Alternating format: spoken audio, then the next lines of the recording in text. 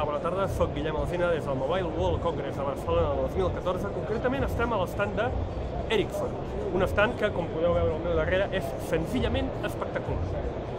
No us vull parlar en concret de cap producte d'Ericsson. Ericsson és un fabricant que es dedica a tot el tema de xarxes, d'infraestructura, és a dir, que vosaltres en els vostres terminals, evidentment, no noteu la seva presència, però aquesta es fa imprescindible perquè pugueu treballar amb telefonia mòbil, perquè pugueu fer trucades i perquè pugueu connectar-vos a internet des del vostre smartphone. El que us vull parlar una mica és de les tendències que he vist en aquest congrés. Podríem començar, per exemple, per el tema de l'atomització de dispositius. Què vull dir amb això? Vull dir que abans, en el món de la informàtica i de les noves tecnologies, teníem, per exemple, que només hi havia ordinadors portàtils sobre taula i en un moment determinat van venir smartphones, després tauletes. Ara el que tenim és pràcticament un dispositiu de cada format, molts dispositius diferents i que s'adapten molt a les necessitats de cada persona en concret. Tenim, per exemple, rellotges intel·ligents, bandes de fitness, que són com uns rellotges més senzillets i que estan encarats a la pràctica esportiva. Tenim smartphones, però dintre d'aquests tenim una gamma de rangs, els que en diuen entry-level, que són els més senzillets, baratets i que van orientats a un públic que vol fer 4 coses determinades de connexió a internet, com per exemple consultar el seu compte de Facebook, el seu correu electrònic, poder navegar de tant en tant per alguna pàgina web. No s'hi vol gastar molts diners i tampoc en farà un ús intensiu. Tenim els gamma mitja, qui vol una cosa una mica amb més prestacions, inclús per veure pel·lícules amb una pantalla més gran, amb més potència, amb més memòria, amb més emmagatzematge, amb possibilitat de posar una tarja micro SD per tenir emmagatzematge extra, però que tampoc s'hi vol gastar molts diners. I després tenim els flagships, els grans vaixells, els que ofereixen les màximes prestacions i que evidentment són molt més cars i són per un ús molt més intensiu.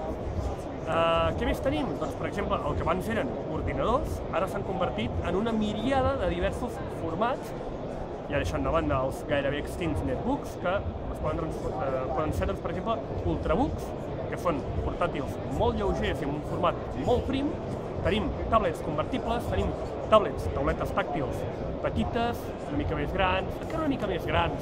Tenim ultrabooks d'11 polzades, tenim ultrabooks de 14 polzades, és a dir, tenim una gradació en l'aspecte de gadgets tan gran que qualsevol persona que digui necessito una màquina amb aquestes característiques, amb aquesta mida, amb aquest pes, amb aquestes prestacions i amb aquest sistema operatiu, mirant tot el que hi ha al mercat, segurament trobarà una màquina molt adaptada a les seves característiques. És a dir, es va a nínxols de mercat. Abans es tenia una sèrie de portàtils i més o menys farem uns nínxols una mica genèrics. Ara no, hi ha nínxols molt concrets.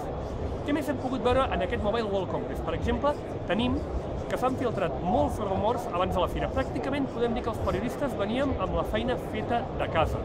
Sí, evidentment aquests rumors s'han complert gairebé al 100%, però sempre hi ha hagut un grau de sorpresa, com per exemple el lector de la ritme cardíac del Galaxy S5 que havia incorporat just a sota la càmera on hauria de ser, o en altres models hi havia el flash.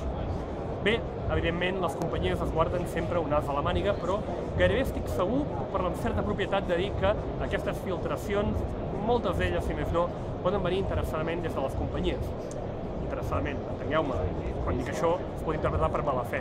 En absolut, és simplement per crear el que a la xarxa serà anomenat hype, una paraula anglès, i que podríem traduir per efervescència, ebullició, per tal que es parli d'aquell dispositiu. Nosaltres mateixos hem publicat al Mur Tecnològic diversos articles sobre informació del Galaxy S5, basat en certs rumors, però de fonts que considerem confiables.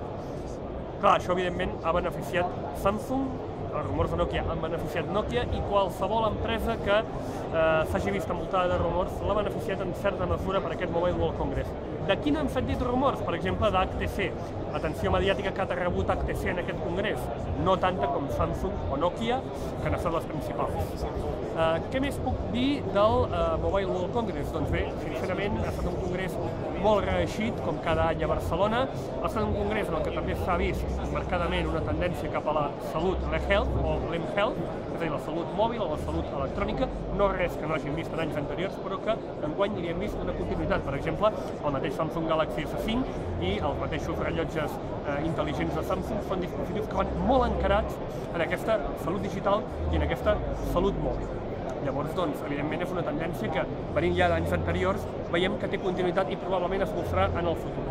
Quelcom que he vist jo i que m'agradaria comentar, el tema de les bateries. Cada cop ens trobem més amb què les bateries dels telèfons ens duren una jornada laboral i amb prou feines. Jo mateix, per exemple, tinc l'experiència de tenir un telèfon amb una bateria de 3.000 mAh, que és considerable, que m'aguanta normalment una jornada de treball i aquí, al mobile, m'he trobat que a vegades aguantava els pèls.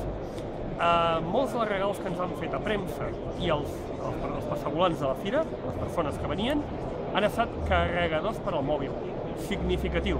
El que vol dir que poder la indústria hauria de començar a preguntar-se sobre tecnologies de futur per a les bateries. I de fet, poder, si això ho fan, l'any vinent veurem el mobile de les solucions de bateries de llarga durada. Evidentment, hi hauria moltes més coses a comentar. Jo de moment em quedo amb aquesta anàlisi i en setmanes properes no ens perdeu de vista a la nostra pàgina web perquè publicarem alguns articles de tot el que hem vist en aquest mobile, en el qual hem fet cobertura en viu i en directe al nostre Twitter de molts esdeveniments com la roda de premsa de Nokia, la roda de premsa de Samsung i d'altres que hem vist aquí. Soc Guillem Alsina per al Mur Tecnològic, ha estat un plaer estar amb vosaltres i continueu seguint-nos a la nostra pàgina web. Gràcies.